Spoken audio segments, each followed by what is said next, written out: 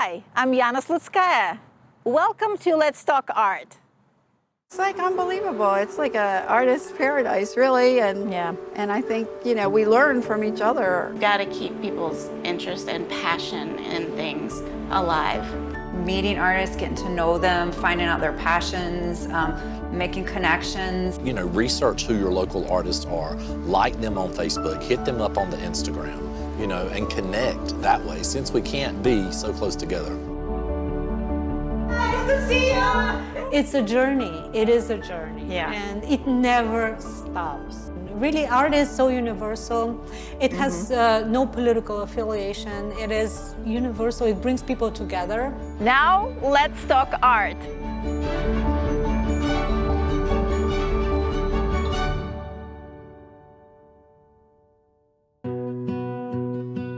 This is Clayton, the place where I live, a vibrant and fast-growing town in North Carolina. As an artist myself, I wanted to find out what other artists and art community here were doing during these challenging times.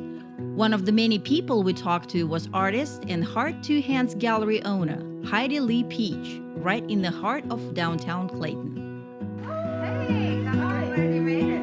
Wow, what a beautiful piece.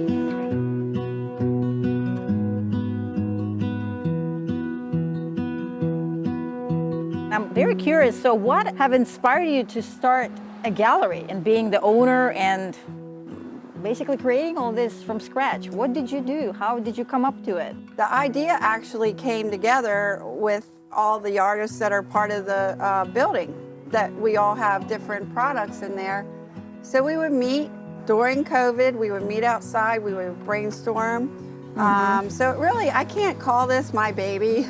I would say that, by the grace of God, all these women are able to think out of the box. We came up with a good plan, and we're still meeting on how we go forward.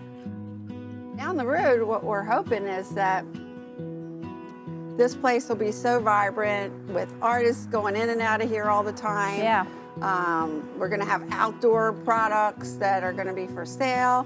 We're going to have classes outside on the driveway. I wanted to facilitate workshops. I wanted to facilitate group plein air events, which is down the road too. Yeah. All teachers are welcome. All artists are welcome to talk to us about, what their desires are. And like I said, we're very flexible. So That's wonderful. So I'm really excited what's going to be for 2021. I'm very, very excited. After what everybody's gone through in 2020 with division and everything like that, I gotta say that our whole building is, we don't talk politics, we don't talk religion, we don't talk gender, we don't talk anything. You guys talk art, right? We talk art, exactly. You still keep it going. It's still open. It's still afloat. It's wonderful. I think it's pretty inspirational for a bunch of people, and it's wonderful because you have to still live your life and keep going. It's a place to come and get happy. That's what we want. Wonderful. I love that. And, love that idea. Eventually, there's going to be music outside. There's that big tree there. That's going to be the tree of life, we're calling it, and it's going to be lit up with colors, and there's a lot of really... this lady has lots of wonderful plans for... just one thing at a time. And our motto here is like peace, love, and joy. Love it.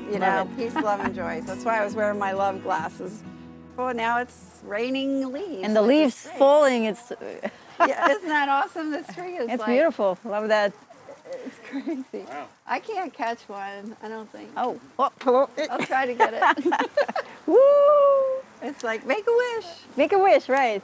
2021. Yeah. It's going to be amazing. Yes. Yes. It's just started. For the last 5 years or so, downtown Clayton has become a very progressive and actively growing artistic center. Two of the people that have played a significant role in the growth of the arts are Milia Christie and Mike Stojic, co-owners of the popular revival 1869, an upscale whiskey bar and jazz club. This is like... Yeah, it's a little break from the norm. We just finished recording for our YouTube channel. Oh my gosh, the Revival this is like Social very... Club. Crazy. During a break from filming their own YouTube show, we had a chance to visit with Melia, who herself is also an artist. She talked to us about the various ways they support visual art. So I think this has been a really good time for artists to really think about, how do I get my work in front of people, without just being like, if I paint it or if I sculpt it, they will come. Now you've really got to put yourself, in front of people on their laptops or on their phones or what have you. The whole supporting local and shop local, that's always been a thing, but I don't think people really took it so much to heart until COVID. And now, I know people who now, before they used to just go anywhere. Now they're like, if we go out for something, we shop locally, local businesses, we eat local restaurants, and there's like, or we just don't do it at all. I painted this one. Wow. This one, it's called Black Iris and Vine. And it's, a figure painting. There's a lot of mixed media and texture. That's something that's really important to me. Wow, I love the textures. I don't know if you can get to it and reach. It's like museum don't touch? No, I've got it. I have it sealed because I like for people to touch the painting. We've collected, of all the artists that we've had here, we've collected a piece from every artist. And so anywhere you go in Revival, there's just artwork everywhere, and it's all someone's original artwork. And so I know some artists that I know, they've done really well during this time because people just really don't want to see those important parts of just humanity kind of fall apart, and so they've actually been doing pretty well. This piece was this artist, Manny, he's a tattoo artist actually, but he has a great passion, just for painting as well.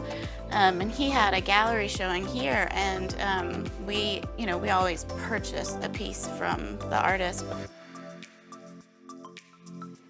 Hopefully things will normalize soon and we'll gather again in a big crowd. I know, hopefully so.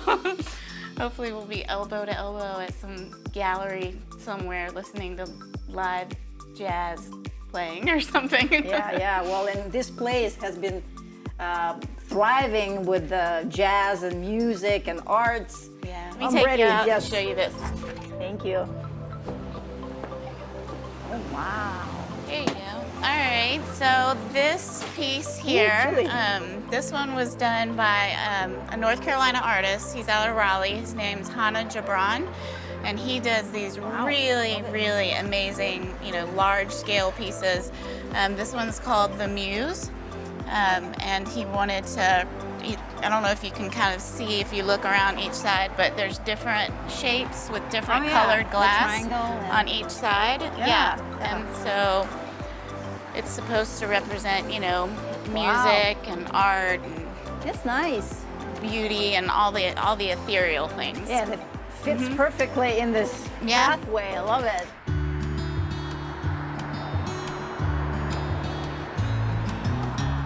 I was amazed to discover another nearby gallery, the Artmosphere Community Arts Center in the Cleveland area of Clayton. Located on a beautiful piece of farmland started by Mandy McNulty in a historical home built in 1835 that she has turned into an amazing gallery and art studio.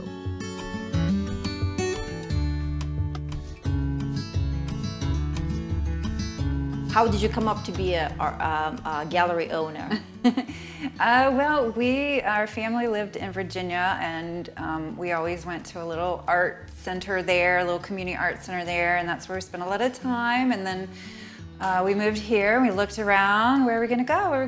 And we just didn't find what we were looking for. So I just had this drive to make it happen. I was like, well, maybe I'll create it. And I just wanted to incorporate the arts and the community, make that bridge, provide a place for artists to sell, to have a beautiful space, a place for classes and education and music. And then the grounds are beautiful with their gardens, so it just with nature, it all interacted and just was meant to be. And this house is very historical. How old is this place? It was built in 1835. It's the second oldest house in the county. Wow. So that's pretty neat. You know, Historical for the heritage. county. Yeah, and it has a lot of the original architecture, and the floors and the trim has all been preserved. Do you experience that something happened, like you have to work harder right now, or what's happening now? It was, you know, I like to look on the brighter side of things when I look at this, because and there was a lot of things that weren't great about 2020. And one of the things is we made it through our first year of being open. It was, and then 4 months after our year anniversary, we were shut down. So that was a big hit, you know, to the business. But I gained a lot of perspective. During 2020, I think a lot of people gained perspective and realized that there's a little bit more to life. They spend a lot more time at home doing things they love, and art was one of the things that some people really were able to lean on. I know a lot of artists that have put out a lot or created a lot of art in 2020 and came to me and were like, I have so much art, can you take some of it? And we do an outdoor vendor market I started up because people needed to have a safe space, the artists need to get out. So in the fall, I thought, well, how about this? I have 4 acres here, let's do a vendor market where the artists can come and people, the community can come and get out of the house and experience in a safe way because it's outdoors. What's your thoughts behind this? Like, to support galleries and artists, what do you think people can do? What would you say? If somebody's just a regular person who isn't necessarily real familiar with the arts or doesn't know a lot about it, they could support the arts more through like just a progression of getting to know, like attending some of the events, like the, you know, a vendor event or an artist reception, and kind of experiencing what art is like, and kind of take it in steps, like just meeting artists, getting to know them, finding out their passions, making connections, and then you might find that anybody can be an art collector. It doesn't have to be somebody, you know, that has a lot of money or that is a certain established person, you know, in their life where, okay, now we can collect art now that we're retired or that we have this job. You can start at any age and you just have to experience it. So I think if the community kind of could open their minds to that connection, go into the galleries, just visit. You don't have to buy anything, but you might find that being part and learning the art community and learning more about the artists, and then you might feel inspired, and at some point a piece of art may be like, I need that, I want that, because of that inspiration or that connection you've made, and then before you know it, you may feel more comfortable shopping for art and making and supporting the individuals that make it, because it really is their passion, and it's a way for the community and the artist to connect and make that, you know, there's that bridge when the community reaches out and the artist is reaching out. One of the great advocates for the arts in the area is Johnston County Arts Council. Following safety protocols, we all braved the cold weather and visited Executive Director Darlene Wilford. Our main mission is arts for the people and people for the arts. We give grants to nonprofits that are doing art programming. We promote local artists. We have programs in the schools. So we just do a variety of things. I think that in every walk of life right now, we have to think local. Yes. We have to buy local. We have to shop local. And you know, a lot of artists make their living selling their work. Hey, if you need a present for somebody, you know, go buy an artist. These programs that are online, I know the Clayton Center has something. A lot of people have classes. You know, tune into those classes. Show them that you're concerned. You can right there at home, in the comfort of your own home. You can get on the computer. You can watch them. And that's showing people that you support them. Of course, you can always become a donor to the Arts Council, because what we do is we get money, we raise money to give it back to the community. That's for all areas of the county. Love it. Thank you so much.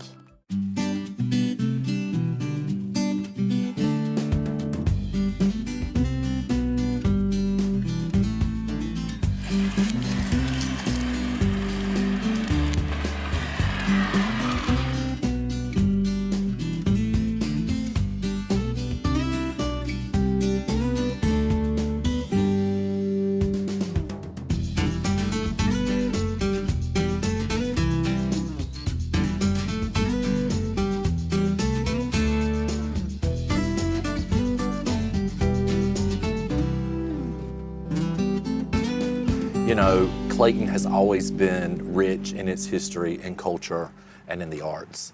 And, you know, over the last 15 or so years, we've really had a concentrated effort to promote Clayton as an arts community. And that really began with us at the Clayton Center, you know, exhibiting local artists' work once a month on display for the public to come inside and see. Then we branched out and created a sculpture trail in the downtown area where we used to have maybe 15 or 20 entries. Today we have 75, 85 that's entries amazing. from all over the country that want to participate in our sculpture trail in the downtown area, which is fantastic.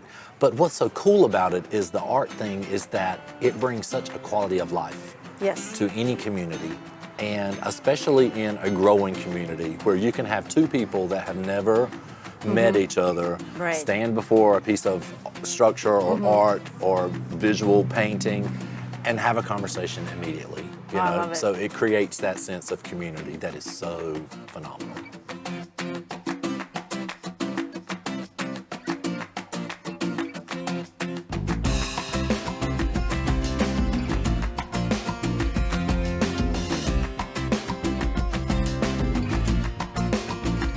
We try to come as often as we can to the market here in Clayton, and this is probably the fourth piece of artwork we've bought from local artists. We really enjoy the local art, and it decorates our home beautifully. Here at the market, the way that we support the local community is having our artists out here. We encourage all the local artists to come out, get involved, have a tent. Before COVID happened, we had Last Friday, which was also a great local community event for art. So, you know, just trying to schedule things and encourage artists to participate. You don't wake up in the morning going, I'm gonna drop $100+ on some artwork today at the farmer's market. Like, that's not really something that typically happens, but I mean, it takes a lot of time, you know, it takes a lot of love, and I think that if you want to support, you know, your local community, you gotta, you know, buy some artwork too, not just the vegetables. But I mean, nothing supports more than buying something from an artist, for sure. I'm artistic myself, and I would love to have some local art, specifically abstract. I really like abstract, geometrical specifically.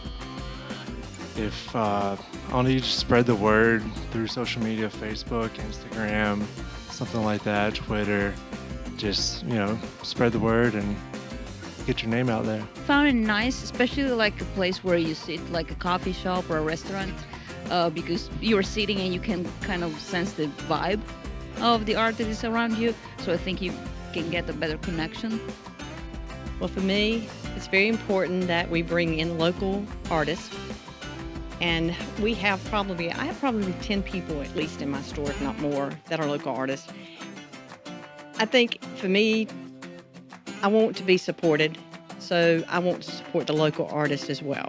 I think that it's a couple of things. One, you know, to shop local, and two, to kind of get rid of the mindset that everything in an artist's store is expensive.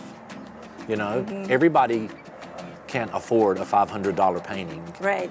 But, you know, our local artisans here, they have something for every price point.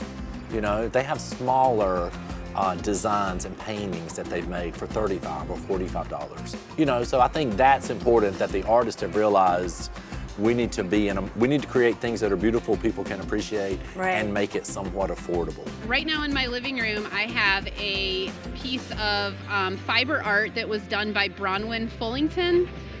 She's a local artist here, and so every time someone walks in my house, that's the first thing they see. So I encourage everyone to have a piece of local art in their house. We're always on the hunt for new artwork, so anywhere you can get your face and your artwork out there, I'd say do it. Spring's coming, and we're all gonna want to be outside.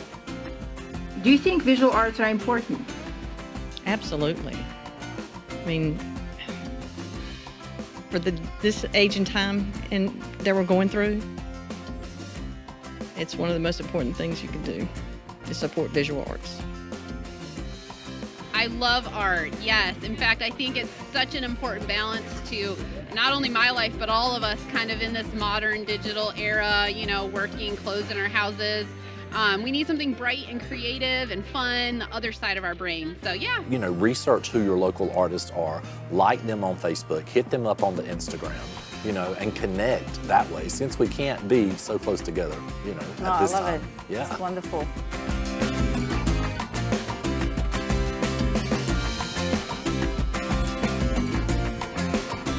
It is so wonderful to see this small community coming together during these crazy times.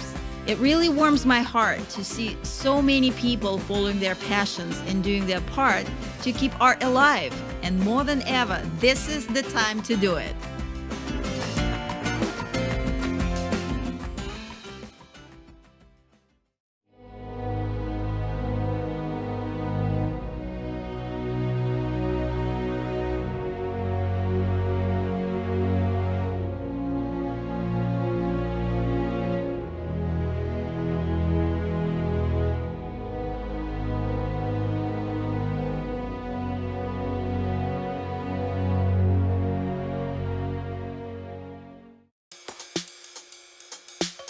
It's not often you can get to visit with an award-winning and internationally acclaimed artist. But on this day, it was a short drive to her Cary home and studio where I got to spend the afternoon with one of my favorite artists, Lyudmila Tomlova. It was a great chance to learn more about her and her career as a successful artist. I also got to see her vast collection of fine artworks.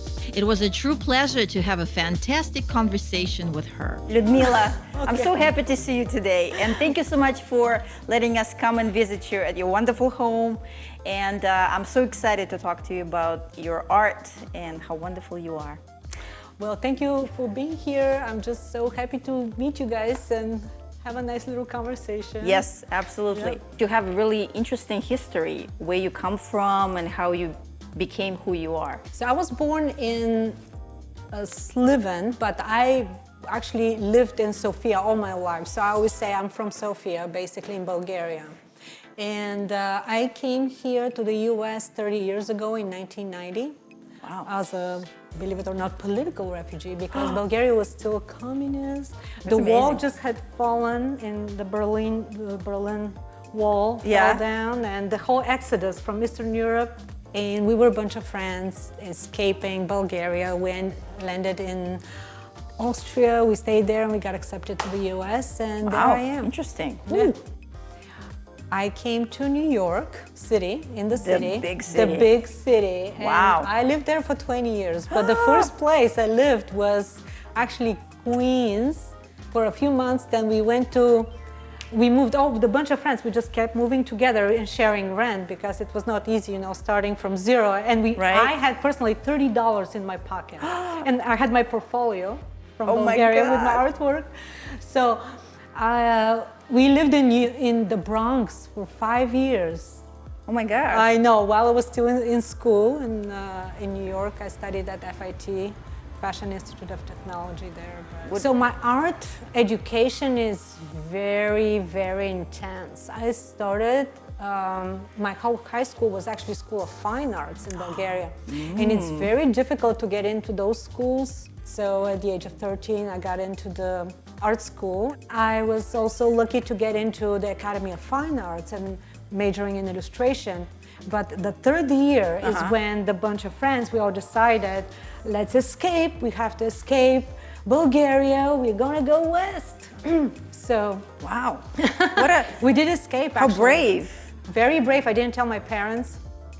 I just took my portfolio. I didn't tell them. I told them I'm going on a trip to the next town. Looking at your art, you are so bright and just so kind of dreamy. And how did you come up with that style? What took you to become what we know you now? My education in Bulgaria was very classical. They taught us really how to paint like the old masters, very classical, very realistic. Yes. And then also when I came to New York, I also studied at FIT, which is the Fashion Institute of Technology. And I studied illustration there. I graduated from FIT, and it was a very different approach, actually, more experimental, try different things. So I was introduced to more of the Western way of teaching art. And little by little, I thought, oh, now the world is wide open. I'm going to start experimenting. Right. And I was painting abstract. I started painting primitive art. Then I went through a whole phase of just conceptual. And little by little, I slowly came back to my original, original style, which is more realistic, but I kind of took everything else and combined it. So I'm combining abstract, conceptual with the realistic style. I don't know how to describe it, but it came to this long evolution. What is inspiring you the most? Create your late works or like any work? Every time is different, really different, and it happens in the flash. The inspiration, you just see something, a scene. If I paint landscapes, certain scenes really are very inspiring, but they're not so great for painting, believe it or not. So it has to have a story or just something unusual about it, but I mostly prefer painting people. So that is my favorite. And even if I paint landscape, I'm gonna stick a person in there. We studied anatomy, plastic anatomy. We had to study the muscles in Latin. We had to draw. We had to have 100 sketches a day. Every day, so from life. Nobody could paint from photos. That was a taboo, painting actually from photos. So everything was from real life, and it was very intense. But I really attribute my proficiency to that part of my life. This was done in art school in New York. Oh wow! They wanted us to treat the face differently, so I did a realistic, partly realistic, and completely disjointed. So how is it to be a professional artist like you are and doing what you do to be a mom and living a good life? Yeah, not easy. Not easy. It's not easy to do everything. And I did take some time off when my kids were young, really. I did take, I actually didn't, I felt the void. I felt that void when I was not painting quite as much. And I couldn't wait for them to just grow a little bit so I can little by little dig in. And it's interesting to know that artists never actually stop being artists, even if they don't paint. It's very funny, but I notice it happens inside somewhere, something happens inside, and when you pick up the brush again, actually you paint differently, as if you've developed throughout that time. So it's an interesting phenomenon. Do you think challenges that you faced in life, whichever they might be, how much have they helped you to change as an artist?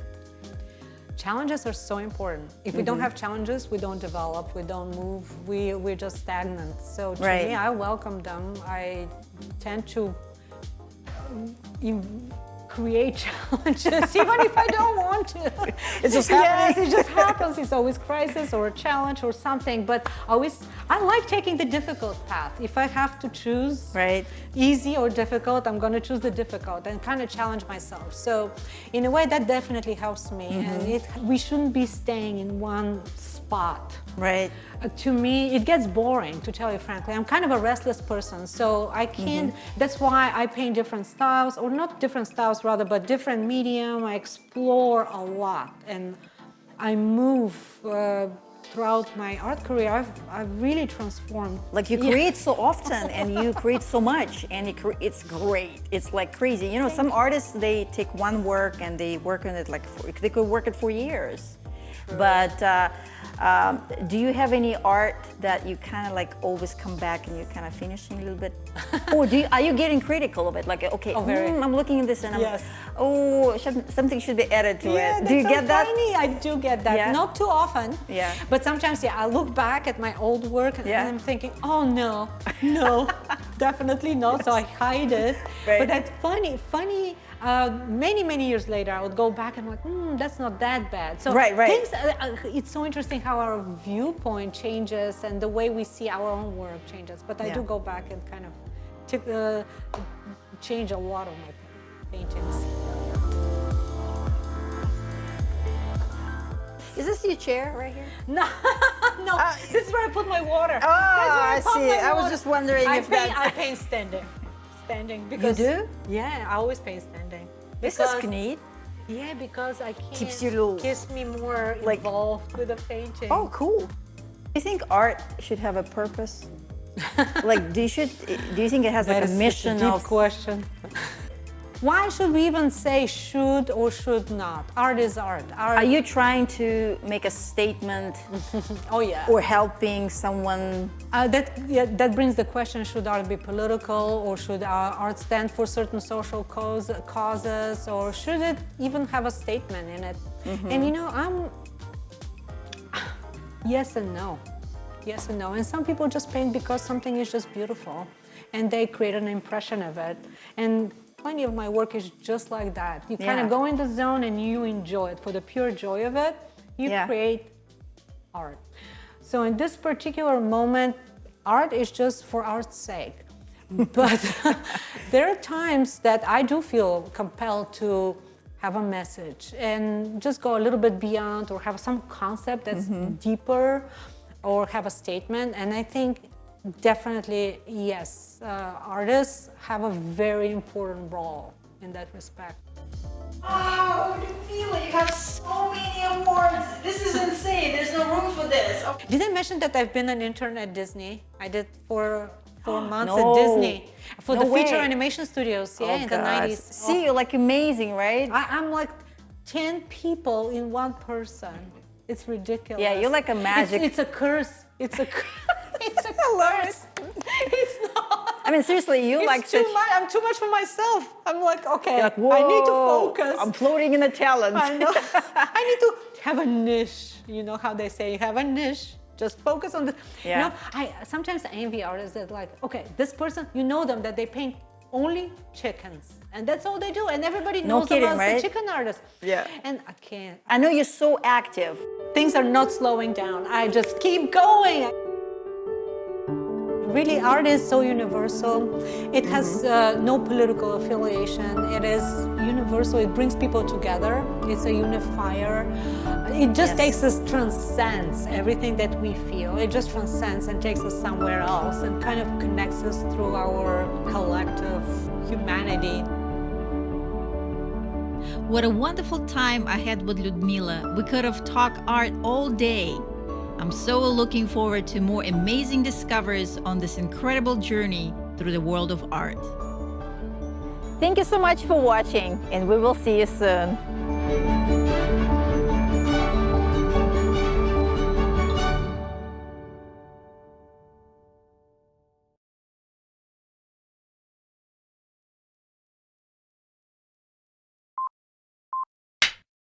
Let's talk art with Yana Slutskaya and Lyudmila Tomlova. Давайте поговорим об искусстве. Хайде да поговорим за изкуство. Yana Slutskaya. Lyudmila Tomlova. Yay! Oh my God. Jody, will you subscribe for Let's Talk Art on YouTube? Yes, absolutely. I endorse that 100%. Awesome. Yes, Well, absolutely. thank you. And make it shareable, make it so everybody can click it and send it to all their friends. Okay, super thank you. Please subscribe to Let's Talk Art with Yana Slutskaya. I'm not going to say that part, but Yes, I'm from Johnson County, you know I'm going to kill I that. know. So please subscribe on the YouTube channel to Let's Talk Art.